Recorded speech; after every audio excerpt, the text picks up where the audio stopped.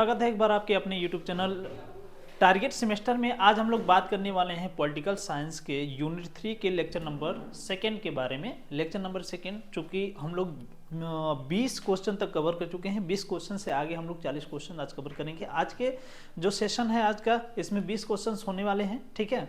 तो उसको हम लोग चूँकि इम्पोर्टेंट हमारे लिए ये हो जाता है कि जितने भी सेशन हो रहे हैं, ठीक है ना, उसको हम क्रम वाइज तरीके से देखते चलें तो हमारे लिए ज़्यादा बेनिफिशियल होगा, ठीक है ना।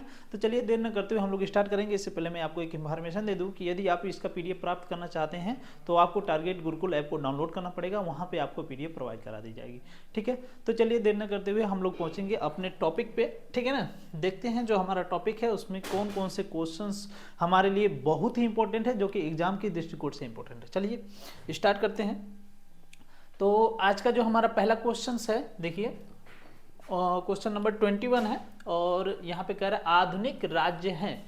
आधुनिक राज्य किस प्रकार के राज्य हैं? तो वो राष्ट्रीय राज्य हैं। आज वर्तमान समय में राष्ट्रीयता को इतना महत्व दिया जाता है कि किसी भी राज्य सरकार की जो संप्रभुता होती है, संप्रभुता,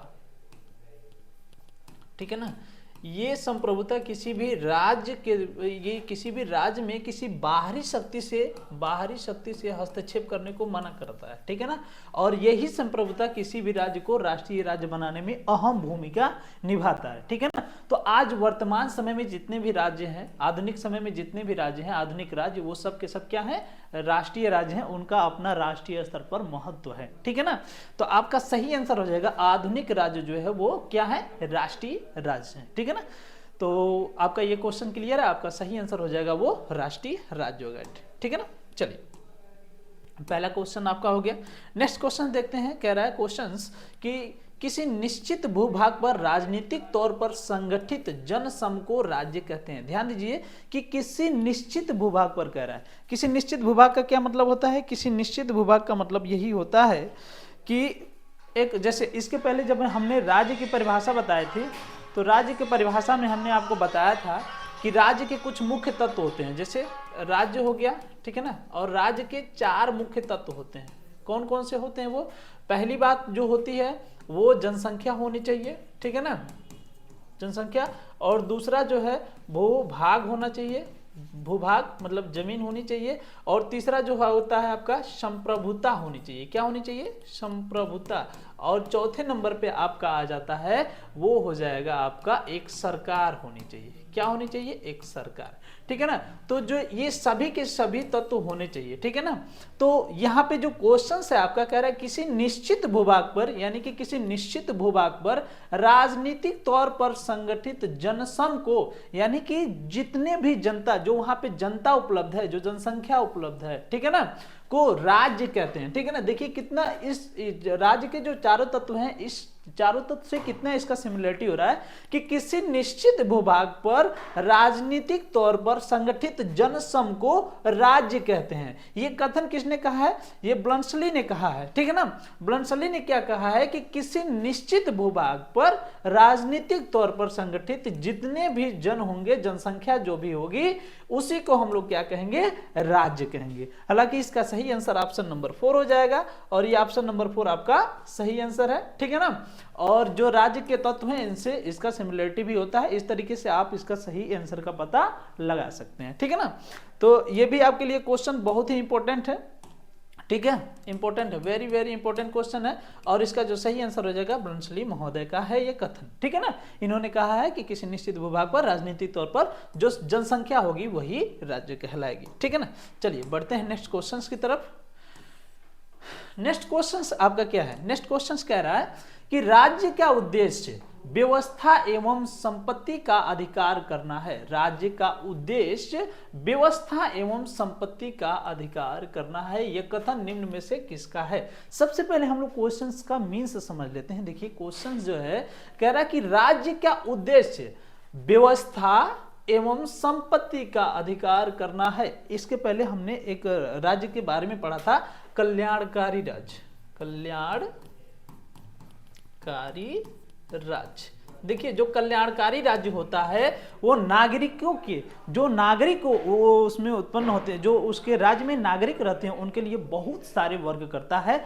और उसी में एक ये उद्देश्य बताया गया है, राज्य का उद्देश्य व्यवस्था एवं संपत्ति का अधिकार करना, मतलब नागरिकों के लिए सारी चीजों का व्यवस्था भी करना है और उसके बाद संपत्ति का अधिकार भी उसे प्राप्त करना है। इसको एक बार इस तरीके से समझ सकते हैं कि क्या हमारे कॉन्स्टिट्यूशन में इसका प्रावधान है? जी हाँ है। जो नीति निर्देशक तत्व है आपका भाग 4 है, जो नीति निर्देशक तत्व है उसमें इसका प्रावधान मिलता है, ठीक है ना, उसमें इसका प्रावधान मिलता है। और जो संपत्ति का अधिकार है ये भी है। और पहले किसमें था? ये जो 6 मूल अधिकार हुआ करते थे उसमें जो 7वां अधिकार था संपत्ति का अधिकार था, लेकिन 44वां संशोधन कर करके इसको जो है हटा दिया गया और 300A में इसको ट्रांसफर कर दिया और बना दिया गया क्या?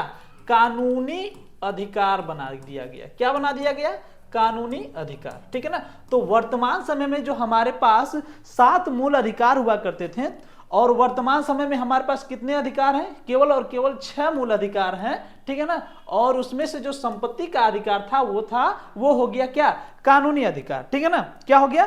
कानूनी अधिकार। तो यहां पे हमको समझने की आवश्यकता यह है कि राज्य का उद्देश्य व्यवस्था एवं संपत्ति का अधिकार करना, ये कथन किसने कहा था? लॉक महोदय ने। और हमारे कॉन्स्टिट्यूशन में भी ये सारी की सारी व्यवस्थाएं हैं। जैसा कि हम लोग जानते हैं कि हमारे पास पहले 7 मूल अधिकार हुआ करते थे और आज वर्तमान समय में 44वां संशोधन करके केवल हमारे पास 6 ही मूल अधिकार हैं। और जो हमारा संपत्ति का अधिकार था वर्तमान समय में इसे हम कानूनी अधिकार के फॉर्म में चेंज कर दिए हैं, ठीक है ना। और है कहां पे इसका प्रावधान? तो आज के वर्तमान समय में जो हमारा कॉन्स्टिट्यूशन है वो 300A में इसका प्रावधान मिलता है, ठीक है ना।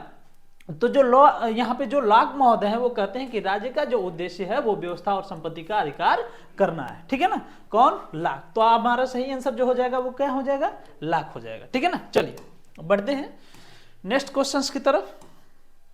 नेक्स्ट क्वेश्चन से आपका राष्ट्रीयता सामूहिक भावना का एक रूप है जो विशिष्ट गहनता, समीपता और महत्ता से एक निश्चित देश से संबंधित होती है। यहां पे ध्यान देने की जरूरत है, आपको क्वेश्चंस को समझने की जरूरत है। क्वेश्चन को समझने के बाद आप इसका सही आंसर टिक कर पाएंगे। ध्यान दीजिए, राष्ट्रीयता सामूहिक भावना का एक रूप है। अभी इसके पहले जो हमने पहला क्वेश्चन डिस्कस किया था उस पहले क्वेश्चन में एक जो पहला क्वेश्चन था वो था आधुनिक राज्य। आधुनिक राज्य, तो जो आधुनिक राज्य हैं कैसे राज्य हैं? वो सब के सब राष्ट्रीय राज्य हैं, ठीक है ना, राष्ट्रीय राज्य, ठीक है। तो यहां पे आपको समझने की जरूरत है कि क्वेश्चन जो है राष्ट्रीयता, जो आधुनिक राज्य का राष्ट्रीयता है, राष्ट्रीयता सामूहिक भावना का एक रूप है जो विशिष्ट गहनता, समीपता, महत्ता से एक निश्चित देश से संबंधित होती है, ठीक है ना। ये कथन किसका है? ये कथन है जीमन महोदय का। जीमन महोदय का कहना है कि राष्ट्रीयता सामूहिक भावना का एक रूप है, ठीक है ना। जो वर्तमान समय में आधुनिक राज्य है वो कैसे राज्य है? राष्ट्रीय राज्य है। और यही राष्ट्रीयता जो होती है सामूहिक भावना, जितने भी समूह में मतलब राज्य में जितने भी नागरिक होंगे उनके जो समूह बनेंगे उनका ही एक रूप है। और क्या है? जो विशिष्ट गहनता, समीपता और महत्ता, ये तीनों को ध्यान दीजिए, गहनता, समीपता और महत्ता, इन तीनों को एक निश्चित देश से संबंधित होती है। यानी कि इन तीनों को एक निश्चित देश से संबंधित कर देते हैं। कौन कर रहा है? ये कर रहे हैं जीमन महोदय। यहां पे ध्यान देने की जरूरत है कि राष्ट्रीयता को किसके किसके साथ? गहनता, समीपता और महत्ता के साथ जोड़ करके इन्होंने कथन दिया। कहा कि राष्ट्रीयता सामूहिक भावना का एक रूप है जो विभिन्न गहनता, समीपता और महत्ता से एक निश्चित देश से संबंधित होती है। कि कौन कहा है? जीमन महोदय। आपका सही आंसर हो जाएगा जीमन महोदय, ठीक है ना। तो यहां पे आपको क्वेश्चंस क्या कह रहा है और क्वेश्चंस में कौन कौन से जो इंपॉर्टेंट वर्ड है उसको आपको ध्यान में रखना है ताकि आप ऑप्शंस को चूज कर सकें कि कौन सा ऑप्शन मतलब किस व्यक्ति ने अपने कोटेशन मतलब जो अपना एक वक्तव्य दिया था, जो कोटेशन बोला था उसमें कौन कौन सी लाइनें और कौन कौन से इंपॉर्टेंट वर्ड है उससे मैच कर सके, ठीक है ना। तो यहाँ पे आपका सही आंसर हो जाएगा जीमन महोदय। चलिए बढ़ते हैं नेक्स्ट क्वेश्चन की तरफ। नेक्स्ट क्वेश्चन से आपका निम्नलिखित में से कौन सा एक राज्य का आवश्यक तत्व नहीं है? ध्यान दीजिए, आवश्यक तत्व नहीं है। एक क्वेश्चन पूछेगा कि निम्नलिखित में से कौन सा राज्य की आवश्यक तत्व है, और यहां पे पूछ रहा आवश्यक तत्व नहीं है। पहले हम इसको डिस्कस कर लेते हैं, बाद में दूसरे टाइप के क्वेश्चंस को डिस्कस करेंगे। यहां पे जनसंख्या राज्य का आवश्यक तत्व है, सरकार भी है, भूभाग भी है। ये जो धर्म है ये आवश्यक तत्व नहीं है, ठीक है ना। तो आपका सही आंसर ऑप्शन नंबर डी हो जाएगा, धर्म राज्य का आवश्यक तत्व नहीं है। देखिए, जनसंख्या है, सरकार भी है, भूभाग भी है, और चौथे नंबर पे आना चाहिए संप्रभुता। क्या आना चाहिए? संप्रभुता, ठीक है ना, संप्रभुता, ठीक है ना। लेकिन संप्रभुता की जगह पे क्या दिया था? धर्म, ठीक है ना। तो आपका सही आंसर हो जाएगा धर्म। धर्म जो होता है राज्य का आवश्यक तत्व तो नहीं है। कभी कभी ऐसे भी क्वेश्चन पूछ सकता है कि निम्नलिखित में से कौन सा राज्य का आवश्यक तत्व है, तो यहां पे 3 ऐसे ऑप्शन दे देगा और नीचे दे देगा उपर्युक्त सभी, ठीक है ना। तो उस कंडीशन में जब है के बारे में पूछेगा, नहीं के बारे में नहीं पूछेगा, तो आपको चौथे नंबर को सही करना है, यानी उपर्युक्त सभी, ठीक है ना। तो नहीं है और है, इस तरीके से क्वेश्चंस बन करके आ सकते हैं। तो आपको जब भी ऑप्शन को चूज करना होगा तो इस क्वेश्चंस के जो है या नहीं है इस बात को ध्यान देकर के ही चूज करना होगा, ठीक है ना। यहां पे आपका सही आंसर हो जाएगा धर्म, जो कि राज्य का आवश्यक तत्व नहीं है। राज्य के आवश्यक तत्व जनसंख्या, सरकार, भूभाग और संप्रभुता है, ठीक है ना। चलिए बढ़ते हैं नेक्स्ट क्वेश्चन की तरफ। नेक्स्ट क्वेश्चन, राज्य का आधार इच्छा है, शक्ति नहीं। यह कथन किसने कहा है या किस विचारक का है? टी.एच. ग्रीन महोदय का है। यहां पे आपका सही आंसर हो जाएगा टी.एच. ग्रीन। इन्होंने क्या कहा? इन्होंने कहा कि राज्य का आधार इच्छा है, शक्ति नहीं है। क्या है? राज्य का आधार इच्छा है, शक्ति नहीं है, ठीक है ना। यानी कि ध्यान दीजिए, जब हमने सामाजिक समझौता आपको पढ़ाया था तो वहां पे 2 कंडीशन थे। कंडीशन नंबर 1 में क्या था कि जिसकी लाठी उसकी भैंस, वही हाल था। मतलब जिसके पास बल हुआ करता था, ठीक है ना, तो वो अपने आप को एक तरीके से सर्वश्रेष्ठ घोषित कर लेता था, ठीक है ना, सर्वश्रेष्ठ। परंतु जब बाद में सामाजिक समझौता का सिद्धांत आया तो कुछ लोग इकट्ठा होकर के क्या कहें, कुछ लोग इकट्ठा होकर के कहें कि देखिए भाई, उन्होंने अपनी इच्छा से क्या किया? अपनी इच्छा से अपनी शक्तियों को त्याग दिया और एक व्यक्ति को दे दिया, एक स्पेसिफिक व्यक्ति को दे दिया, ठीक है ना। जो व्यक्ति उसके हक और अधिकार को, जितने भी उसके अधिकार होंगे उसकी रक्षा करेगा, उसकी संपत्ति की रक्षा करेगा, ठीक है ना। तो पहला कंडीशन क्या था? जिसकी लाठी उसकी भैंस वाला हाल था। यहाँ पे जिसके पास बल हुआ करता था वो उसको लागू कर देता था और एक तरीके से अपने आप को संप्रभु घोषित कर देता था। और यहाँ पे दूसरे कंडीशन में सामाजिक समझौता का सिद्धांत आया तो यहाँ पे सब लोगों ने मिल करके क्या किया? अपने जो शक्ति थी उसको दे दिया एक व्यक्ति को, और वो व्यक्ति क्या किया? उस पर राज करने का प्रक्रिया को फॉलो किया, यानी कि राज किया, शासन किया, और उनके व्यक्ति के जो हक और अधिकार थे उनकी भी रक्षा की और उनकी संपत्ति की भी रक्षा की। तो दूसरा वाला कंडीशन को टी.एच. ग्रीन महोदय ने फॉलो किया। उन्होंने कहा कि राज्य का आधार इच्छा है, यानी कि अपनी इच्छा से शक्तियों को त्याग दिए, अपनी संपत्ति को दूसरे को सौंप दिए ताकि वो व्यक्ति उसकी रक्षा कर सके। शक्ति नहीं है, मतलब इसको इन्होंने बाइकाट कर दिया। इन्होंने कहा कि ये जो बल है, ये शक्ति राज्य की इच्छा नहीं है, बल्कि जो व्यक्ति है इच्छा से अब एक व्यक्ति को शक्ति दी जा रही है, तो ये जो है राज्य का आधार होना चाहिए। किसने कहा भाई? टी.एच. ग्रीन महोदय, ठीक है ना। टी.एच. ग्रीन महोदय ने ये कहा है, ठीक है। तो आपका सही answer option number B T H. Green हो जाएगा। चलिए बढ़ते हैं नेक्स्ट क्वेश्चन की तरफ। नेक्स्ट क्वेश्चन है आपका, नगर राज्य शब्द का प्रयोग किसके लिए होता है? सही आंसर हो जाएगा प्राचीन यूनानी राज्यों के लिए। ऑप्शन नंबर सी आपका सही हो जाएगा। कैसे सही हो जाएगा? देखिए, जब हम लोग पॉलिटिक्स के बारे में पढ़ रहे थे, पॉलिटिक्स का अर्थ पढ़ रहे थे, वहां पे हमने देखा था जो राजनीति का अर्थ हुआ करता था, तो राजनीति जो शब्द था, राजनीति जो शब्द था, इंग्लिश जो ये शब्द था, इसका इंग्लिश जो था पॉलिटिक्स था, ठीक है ना, पॉलिटिक्स था। और ये जो पॉलिटिक्स शब्द था पोलिस शब्द से निकला था। किससे? पोलिस शब्द से, ठीक है ना। ये जो पोलिस शब्द हुआ करता था, इसका जो उस समय अर्थ हुआ करता था, इस समय जो अर्थ हुआ करता था वो नगर या राज्य हुआ करता था। क्या हुआ करता था? नगर या राज्य, ठीक है ना। तो उस समय जो नगर या राज्य अर्थ हुआ करता था, ठीक है, ये सब के सब कहां के थे, प्राचीन यूनान से थे, यूनान से, ठीक है ना। तो आपका यहां से सही आंसर मिल गया कि नगर राज्य जो शब्द हुआ करता था ये किसके लिए प्रयोग किया जाता था, प्राचीन नगर के जो प्राचीन यूनान थे उसके राज्यों के लिए यूज हुआ करता था, ठीक है ना। उसको जो छोटे छोटे अलग अलग स्थान पे विभाजित थे, मतलब छोटे छोटे राज्य थे, उसको नगर भी कहा जाता था और राज्य भी कहा जाता था। उसी का जो शब्द था वो था इंग्लिश पोलिस शब्द, ठीक है ना। और ये नगर राज्य जो शब्द है ये प्राचीन यूनानी राज्यों के लिए है। आपका सही आंसर ऑप्शन नंबर सी हो जाएगा, ठीक है ना।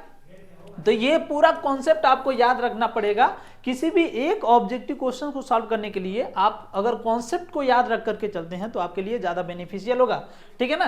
तो ये भी आपको याद रखने की आवश्यकता है। चलिए नेक्स्ट क्वेश्चन है, राज्य अपनी सीमा के अंतर्गत सर्वोच्च तथा संपूर्ण शक्ति संपन्न है। इसका संबंध है आंतरिक संप्रभुता से, ठीक है ना। आंतरिक संप्रभुता से क्या मतलब है, देखिए जो राज्य के आवश्यक तत्व हैं उनमें से एक तत्व है संप्रभुता। क्या है भाई, संप्रभुता।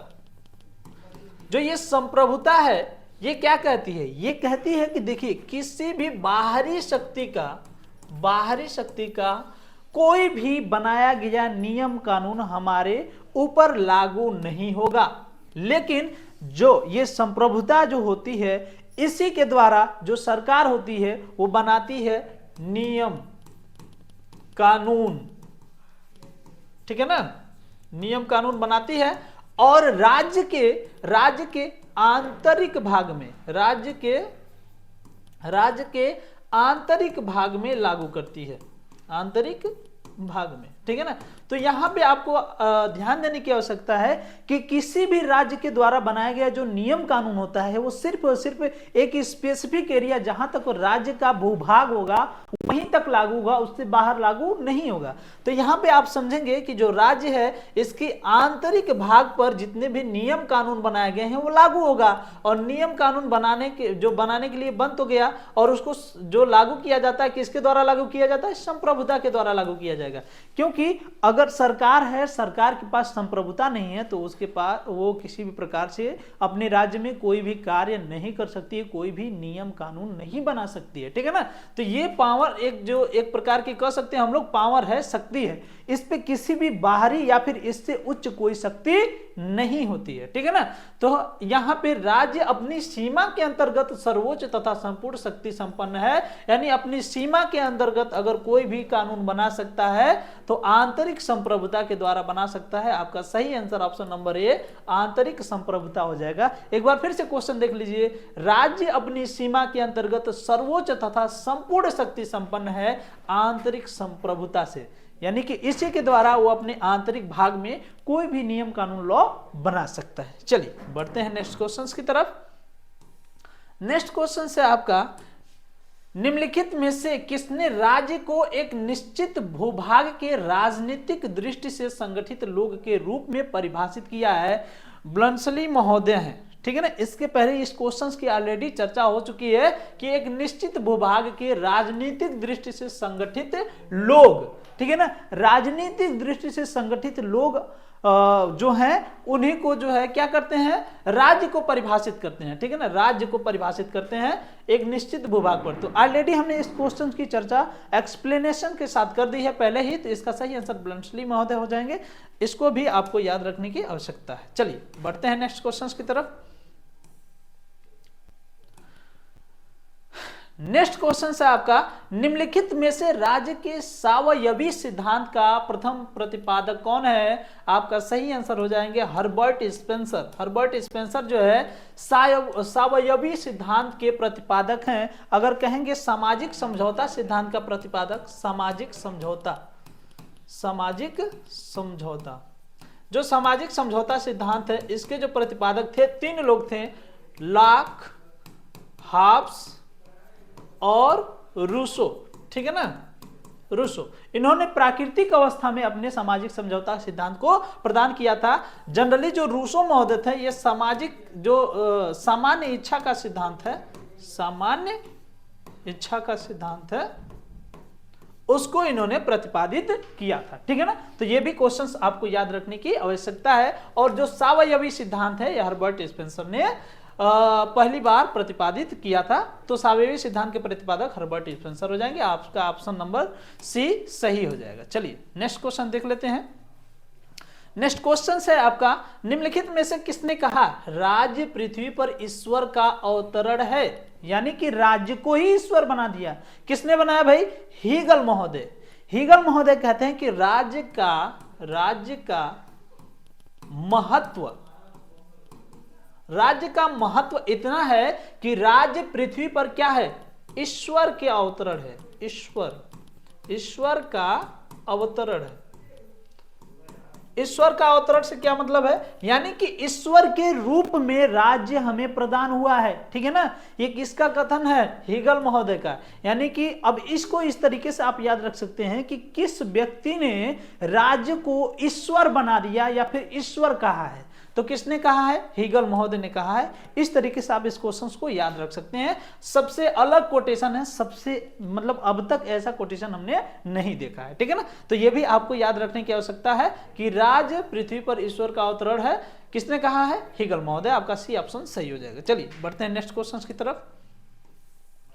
नेक्स्ट क्वेश्चन है आपका, कल्याणकारी राज्य का सबसे महत्वपूर्ण कार्य उन दशाओं का निर्माण करना है जो निश्चित करता है सामाजिक न्याय। सामाजिक न्याय का क्या मतलब होता है? देखिए, न्याय सबको चाहिए और सामाजिक न्याय का मतलब समाज में रहने वाले जितने भी व्यक्ति हैं उन सभी व्यक्तियों को न्याय मिलना चाहिए। ऐसा कार्य कौन कर सकता है? ऐसा कार्य सिर्फ और सिर्फ कल्याणकारी राज्य ही कर सकता है। कल्याणकारी जो राज्य होता है वो सामाजिक हितों को ध्यान में रखता है। किसमें?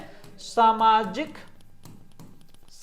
हितों को ध्यान में रखता है और सामाजिक हितों को ध्यान में रखते हुए वो सामाजिक न्याय करता है। यानी कि समाज में रहने वाले जितने भी वर्ग होते हैं, चाहे वो उच्च कोटि के हों, निम्न कोटि के हों, मध्यम कोटि के हों, सभी लोगों के साथ एक बराबर का न्याय करता है। कौन करता है? कल्याणकारी राज्य। ठीक है ना, तो आपका सही आंसर हो जाएगा सामाजिक न्याय। ठीक है ना, ऑप्शन नंबर सी आपका सही हो जाएगा। नेक्स्ट क्वेश्चन देख लेते हैं।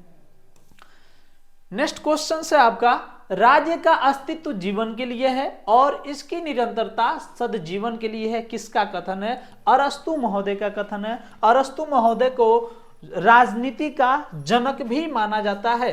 तो राजनीति का जनक किसको कहेंगे भाई? अरस्तु महोदय को। ठीक है ना, पहली बात तो ये राजनीति का अस्तित्व, राज्य का अस्तित्व जीवन के लिए है और इसकी निरंतरता सदजीवन के लिए, ये तो कहा ही है। इन्होंने कहा है कि राज्य जो है, ये राजनीति जो है सर्वोच्च विज्ञान है। क्या है?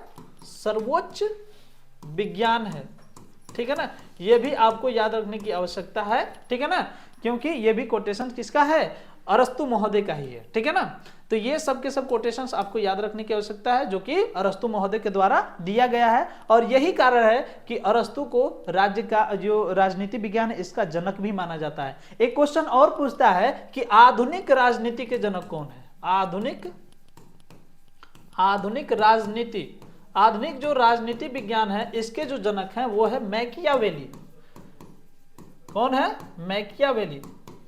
ठीक है ना, मैकियावेली आधुनिक राजनीति विज्ञान के जनक हैं। और एक चीज और समझिए, आधुनिक राज्य के संदर्भ में सबसे पहली बार राजनीति का किसी ने प्रयोग किया था? ठीक है, तो ये मैकियावेली ने किया था। ये भी क्वेश्चन आपको एग्जाम में देखने को मिल जाएगा, 100% मिलेगा। इसलिए इस क्वेश्चन को आपको याद रखने की आवश्यकता है। चलिए बढ़ते हैं नेक्स्ट क्वेश्चन की तरफ। नेक्स्ट क्वेश्चन है आपका, निम्नलिखित में से किसने राज्य के विकास को प्रभावित नहीं किया है?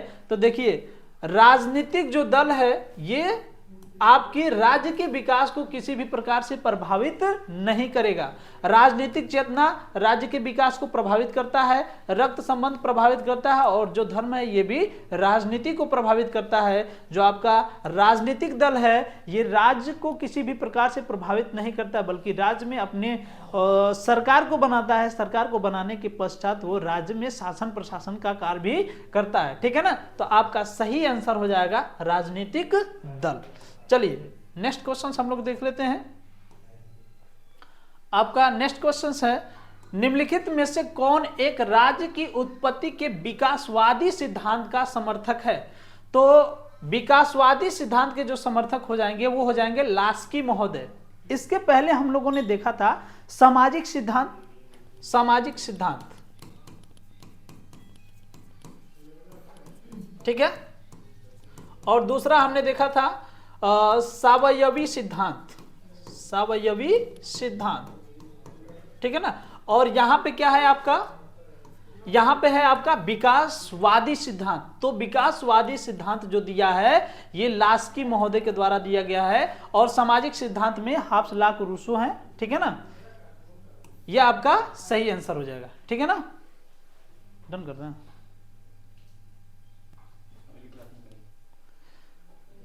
तो यहां तो रुक गए, चलिए ठीक है। तो आज का हमारा इतना क्वेश्चन कंप्लीट हो गया। मिलते हैं हम लोग नेक्स्ट लेक्चर में, तब तक के लिए बाय। आप करते रहिए तैयारी, बाय।